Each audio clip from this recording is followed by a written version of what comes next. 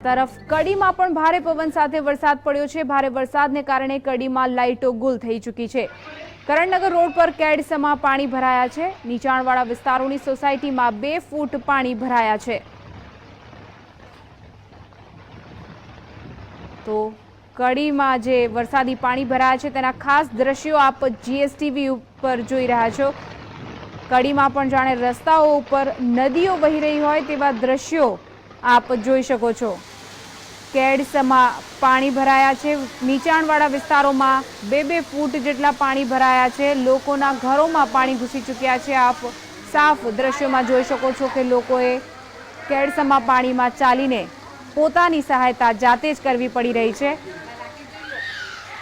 નીતિન પટેલનો મત વિસ્તાર ગણાય છે। નાયબ મુખ્યમંત્રી નીતિનભાઈ પટેલનો મત વિસ્તાર જે ગણાય છે તે વિસ્તારની પરિસ્થિતિ પણ આવી જ છે।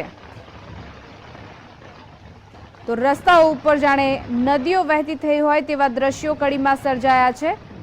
કરણનગર રોડ ઉપર તો કેડસમાં પાણી ભરાયા છે।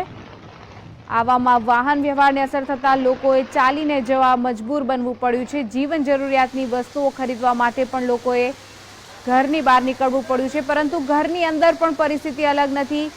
અહીંયાના ઘરોમાં પણ લગભગ ઘૂંટણથી કેડસમાં પાણી ભરાયેલા જોવા મળી રહ્યા છે। આવા સમયે તંત્રની મદદ સમયસર ન આવતા રહીશોએ જાતે પોતાની મદદ કરવાની ફરજ પડી છે। પાણીના નિકાલ માટે તેઓ પોતાનાથી બનતા પ્રયાસો કરી રહ્યા છે।